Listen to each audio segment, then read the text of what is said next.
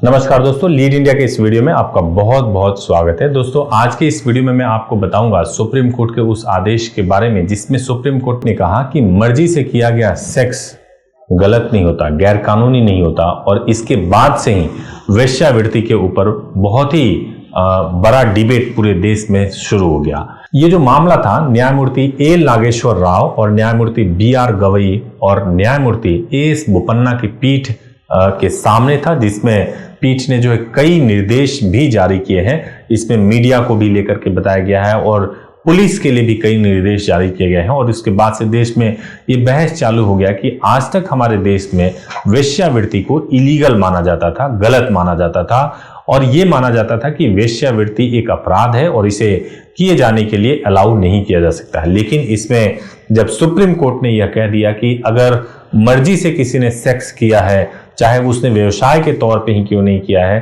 तो हम जो लोग भी इसमें शामिल है हम उनके फंडामेंटल राइट का वायलेशन नहीं कर सकते हैं। सुप्रीम कोर्ट के इस महत्वपूर्ण बेंच ने कहा कि इस देश में सभी व्यक्तियों को जो संवैधानिक संरक्षण प्राप्त है उसे उन अधिकारियों द्वारा ध्यान में रखा जाए जो अनैतिक व्यापार अधिनियम 1956 के तहत कर्तव्य निभाते हैं। यानी कि इसी के तहत कई बार ऐसा हो जाता है कि पुलिस अधिकारी जो है इस प्रकार की कार्रवाई कर देते हैं जिसमें महिला का न केवल डेफेमेशन होता है बल्कि उन महिलाओं और उनसे पैदा हुए बच्चों के जीवन की परवरिश में भी बहुत मुश्किलें आती हैं।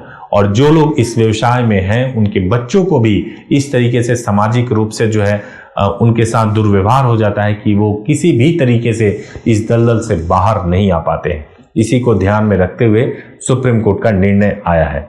सुप्रीम कोर्ट ने अपने इस ऐतिहासिक फैसले के बाद सेक्स वर्क को लेकर के एक बार फिर से बहस छिड़ गया है।